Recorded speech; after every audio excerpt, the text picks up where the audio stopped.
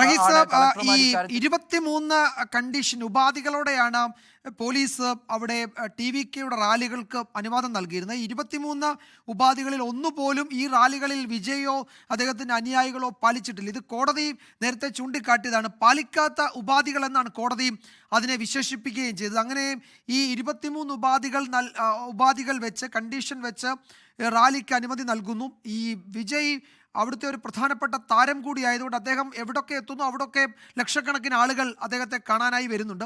അപ്പോൾ കോടതി ചോദിച്ചതും ഇതേ ചോദ്യം തന്നെയാണ്. ഈ ഒരു സിനിമാ താരം രാഷ്ട്രീയ നേതാവായി മാറിയാൽ അദ്ദേഹം സിനിമാ താരമായി തന്നെ ആയിരിക്കും ഈ ആൾക്കൂട്ടം കാണുക. അത്തരം സ്ഥലങ്ങളിൽ വലിയ ആളുകൾ അവിടെ എത്തുന്നത് ജനജീവിതത്തെ ബാധിക്കില്ലേ? എങ്ങനെ മാനേജ് ചെയ്യാനാണ് പോലീസ് ഉദ്ദേശിക്കുന്നതെന്ന് ചോദിച്ച ഘട്ടത്തിൽ പോലീസ് പറഞ്ഞത് ഈ അപേക്ഷ, അതായത് ഈ പരിപാടി നടത്താനായി വേദി ഒരുക്കുന്ന സ്ഥലത്ത് കിട്ടുന്ന, അല്ലെങ്കിൽ അവിടെ പോലീസിന് കിട്ടുന്ന അപേക്ഷ അത് വിശദമായി പരിശോധിച്ച് ഉപാധികളോടെയാണ് ഇത്തരം കാര്യങ്ങളിൽ അനുവാദം കൊടുക്കുക. ആ ഉപാധികൾ എല്ലാ റാലികൾക്കും അതേ നിലയിൽ തന്നെ നൽകിയിട്ടുണ്ട്.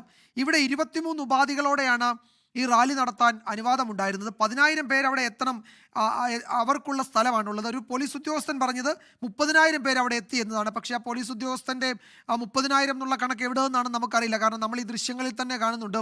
എന്തായാലും ഒരു 2 ലക്ഷത്തോളം ആളുകൾ, 1.5 ലക്ഷത്തിലധികം ആളുകൾ അവിടെ ഉണ്ട് എന്ന് നിസ്സംശയം പറയാം. അപ്പോൾ അങ്ങനെ 10,000 പേർക്ക് പങ്കെടുക്കാൻ കഴിയുന്ന ഒരു വേദിയിലേക്ക് 2 ലക്ഷത്തോളം ആളുകൾ അല്ലെങ്കിൽ 1.5 ലക്ഷത്തോളം ആളുകൾ എത്തുക, അവരൊരു നിയന്ത്രണവുമില്ലാതെ ആ വേദിയിലേക്ക് ഇടിച്ചു കയറി പോവുക. പോലീസ് യാതൊരു നിയന്ത്രണങ്ങളും ഏർപ്പെടുത്തിയിട്ടില്ല, പോലീസ് അവിടെ ഇടപെട്ടിട്ടേ ഇല്ല എന്നാണ് മനസ്സിലാക്കാൻ കഴിയുന്നത്. 23 കണ്ടീഷനോടെ അനുവാദം നൽകിയെന്നത് മാത്രമാണ് അവിടുത്തെ പോലീസ് മേധാവിക്ക്, സൂപ്രണ്ടിന് ഇപ്പോൾ പറയാനുള്ളത്. അത് പാലിച്ചില്ലാത്തത് കൊണ്ട് സംഘാടകർക്കെതിരെ കേസെടുക്കുമെന്ന് അറിയിക്കുന്നു. അതിനപ്പുറത്തേക്ക് യഥാർത്ഥത്തിൽ ഇത് പൂർണ്ണമായും വിജയും അദ്ദേഹത്തിൻ്റെ പാർട്ടിക്കും മാത്രം ഉത്തരവാദിത്തമുള്ള ഒരു അപകടം എന്ന നിലയിലേക്ക് സ്റ്റേറ്റ്, അവിടുത്തെ അഡ്മിനിസ്ട്രേഷൻ ആ നിലയിൽ മാത്രമാണ് അതിനെ കാണുന്നത്. അതിനപ്പുറത്തേക്ക് ഏതെങ്കിലും തരത്തിലൊരു ഇടപെടലിന് പോലീസ് ഇപ്പോഴും അവിടെ തയ്യാറായിട്ടുമില്ല എന്നാണ് അവിടെ നിന്നുള്ള പ്രാദേശിക മാധ്യമങ്ങളുടെ റിപ്പോർട്ടുകൾ വ്യക്തമാക്കുന്നത്. റഹീസ്,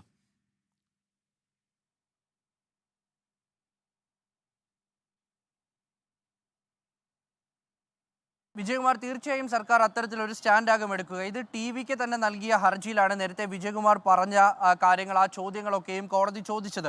അത് പ്രത്യേകമായിട്ട് ആ ഹർജി 2 ദിവസം മുൻപ് വീണ്ടും പരിഗണിച്ചിരുന്നു. അതായത് വിജയ് ആ ഹർജിയിൽ ആവശ്യപ്പെട്ടത്, അല്ലെങ്കിൽ ടി വിക്ക് ആവശ്യപ്പെട്ടത്, ഇത്തരത്തിൽ തങ്ങളുടെ പരിപാടികൾക്ക് പോലീസ് അനുമതി നൽകുന്നില്ല, തങ്ങളുടെ പരിപാടികൾക്ക് സ്ഥിരമായി വേദി നിഷേധിക്കുന്നു, തങ്ങൾ ആവശ്യപ്പെട്ട സ്ഥലങ്ങളിൽ വേദി തരാൻ അവർ തയ്യാറാകുന്നില്ല എന്നുള്ള കാര്യങ്ങളൊക്കെയാണ് പ്രധാനമായിട്ടും ആ ഹർജിയിൽ ടി വിക്ക് ആവശ്യപ്പെട്ടത്. അത്തരത്തിൽ അനുമതി നൽകാൻ ഇത്രയും സമയമെടുക്കരുത് എന്നൊക്കെയുള്ള ആവശ്യങ്ങൾ മുന്നോട്ട് വെച്ചുകൊണ്ടാണ് ടി വിക്ക് മദ്രാസ് ഹൈക്കോടതിയെ സമീപിച്ചത്. പക്ഷേ അതിന് പിന്നാലെ കോടതി ഇക്കാര്യത്തിൻ്റെ ഒരു ഗൗരവം മനസ്സിലാക്കിക്കൊണ്ട് സർക്കാരിനോട് ഈ വിഷയത്തിൽ ഒരു പ്രത്യേക നിയമം ഉണ്ടാക്കണമെന്ന് ആവശ്യപ്പെട്ടിരുന്നു.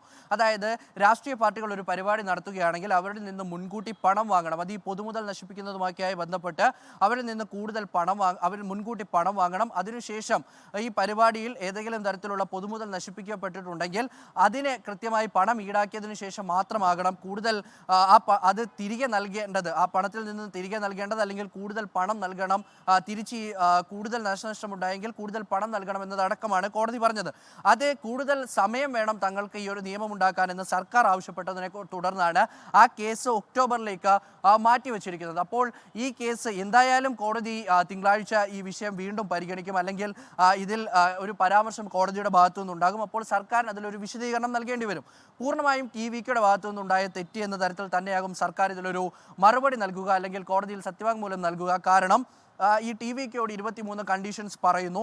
ആ കണ്ടീഷൻസ് ഓരോന്നും അണികളിലേക്ക് എത്തിക്കണമെന്ന് പറയുന്നു. ടി വിക്ക് അത് ഒരു ഔദ്യോഗിക കുറിപ്പായത് അണികളിലേക്ക് എത്തിക്കുന്നു. അതിനുശേഷമാണ് ഈ റാലിക്ക് തയ്യാറെടുക്കുന്നത്. പക്ഷേ ഈ 3 ആഴ്ചയിലെയും, ഈ കഴിഞ്ഞ 2 ആഴ്ചയിലെയും ഈ ആഴ്ചയിലെയും ഒക്കെ റാലി കാണുമ്പോൾ അതിൽ ഒരൊറ്റ കാര്യം പോലും കൃത്യമായി പരിഗണിച്ചിട്ടില്ല എന്നുള്ള കാര്യം വ്യക്തമാണ്. അത് ഉറപ്പാണ്. ഒരു നിലയ്ക്കും അത് പാലിക്കാൻ തയ്യാറായിട്ടുമില്ല. അതിനൊട്ട് ടി വിക്ക് പ്രവർത്തകരും തയ്യാറായിരുന്നില്ല. അത് പ്രാവർത്തികമാക്കാനായിട്ട് TVKയുടെ നേതാക്കളും ശ്രമിച്ചിട്ടില്ല. ഈ ജില്ലാ നേതാക്കളൊക്കെ വിജയ്ക്ക് മുന്നിൽ ആദ്യം എത്തി ഫോട്ടോ എടുക്കാൻ മാത്രമാണ് ഏറ്റവും കൂടുതൽ തിക്കും തിരക്കും കൂട്ടുന്നതെന്ന് പറയേണ്ടി വരും. ഉന്തിത്തള്ളി ആദ്യമേ എത്താൻ, വിജയ്ക്ക് അരികിലേക്ക് എത്താൻ, സെൽഫി എടുക്കാൻ, ഇതിനൊക്കെയാണ് നേതാക്കൾ ശ്രമിക്കുന്നത്. അപ്പോൾ അവരിൽ നിന്ന് വന്ന വീഴ്ച, വിജയ് ഈ കാര്യങ്ങളൊന്നും കൃത്യമായി പാലിച്ചില്ല, അത് പ്രാവർത്തികമാക്കിയില്ല. തങ്ങൾ നിർദ്ദേശം നൽകിയതാണ്, മതിയായ പോലീസ് സുരക്ഷ ഒരുക്കിയിരുന്നു, പക്ഷേ കൂടുതൽ ജനങ്ങൾ എത്തി, അത്തരത്തിലേക്കാകും സർക്കാർ ഈ കാര്യങ്ങളൊക്കെയും വിശദീകരിക്കാൻ പോകുക. കാരണം രാവിലെ ഉണ്ടായിരുന്നതിൽ നിന്നും ഇരട്ടി ആളുകളാണ് ഈ പരിപാടിക്ക് എത്തിയിട്ടുള്ളത്. പ്രത്യേകിച്ച് രാവിലെ നടന്ന പരിപാടി, അത് നാമക്കലിൽ നടന്ന പരിപാടി, അതൊരു 2 മണിയോട് കൂടിയാണ് നടന്നത്. അപ്പോൾ നട്ടുച്ചയ്ക്കായിരുന്നതിൻ്റെ ഒരു പ്രശ്നം സ്വാഭാവികമായിട്ടും ആ പരിപാടിക്ക് ഉണ്ടായിരുന്നു. അതിൽ ആളുകൾ കുറവാണ് എത്തിയത്. പക്ഷേ ഈ പരിപാടിക്ക് ചില പ്രത്യേക രാഷ്ട്രീയ സാഹചര്യങ്ങൾ കൂടി പരിഗണിച്ച് അവിടേക്ക് ആളുകൾ ഇരച്ചെത്തുകയായിരുന്നു.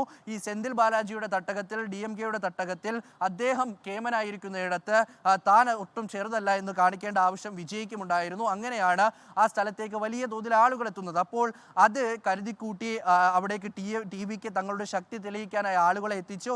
ഈ 10,000-ൽ ഒതുങ്ങി നിന്നില്ല. ആ തരത്തിലേക്കാകും ഒരു പക്ഷേ ഈ ഒരു വിശദീകരണം പോലീസിന്റെ ഭാഗത്തുനിന്നുണ്ടാകുക. സർക്കാർ കോടതി അറിയിക്കാൻ പോകുന്നതും അക്കാര്യമായിരിക്കും. പക്ഷെ അതിനപ്പുറത്ത് ഈ 10,000 എന്നുള്ള കണക്ക് ഇന്ന് ഏതാണ്ട് ഒരു ഉച്ചയോടുകൂടി തന്നെ, അല്ലെങ്കിൽ ഒരു 11 മണിയോടുകൂടി തന്നെ ഈ 10,000 എന്നുള്ള കണക്ക് മാറിയിട്ടുണ്ട്. ആ സമയത്ത് തന്നെ വിജയ്, അതായത് ആദ്യ സ്ഥലത്ത് അദ്ദേഹം എത്തുന്നതിന് മുൻപ് തന്നെ 2ാം സ്ഥലത്ത് 10,000-ൽ കൂടുതൽ ആളുകൾ തിങ്ങി ഞെരുങ്ങി നിൽപ്പുണ്ടായിരുന്നു. അപ്പോൾ സ്വാഭാവികമായിട്ടും പോലീസിന് അതിൽ ഇടപെടാമായിരുന്നു. പക്ഷേ നിലവിൽ TVKയും DMKയുമായി നടക്കുന്ന വാക്പോര്, തൻ്റെ റാലിക്ക് മുഖ്യമന്ത്രി നേരിട്ട് ഇടപെടുന്നു. ധൈര്യമുണ്ടെങ്കിൽ നേർക്കുനേർ വാ എന്നാണ് വിജയ് കഴിഞ്ഞ ഒരു വേദിയിൽ വെച്ച് മുപ്പണികൾ നടത്താതെ മുന്നിൽ വന്ന് നിൽക്കാനാണ് അദ്ദേഹം ആവശ്യപ്പെട്ടത്. അപ്പോൾ അതിൻ്റെ ഭാഗമൊക്കെ ആയിട്ട് പോലീസിന് ഇടപെടുന്നതിൽ അവർക്ക് ചില പ്രശ്നങ്ങൾ ഉണ്ടായി എന്നുകൂടി മനസ്സിലാക്കണം.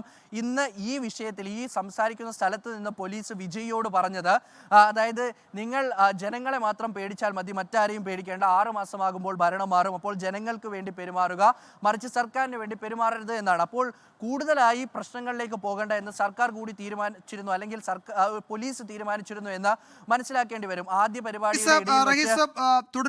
ലോകത്തെവിടെയായാലും ഏത് സമയത്തും 24 വാർത്തകളും ഓഗ്മെന്റഡ് റിയാലിറ്റി പാക്കേജുകളും എക്സ്പ്ലെയിനറുകളും വിശദമായി കാണാൻ ഞങ്ങളുടെ YouTube ചാനൽ നിങ്ങൾക്ക് സബ്സ്ക്രൈബ് ചെയ്യാം.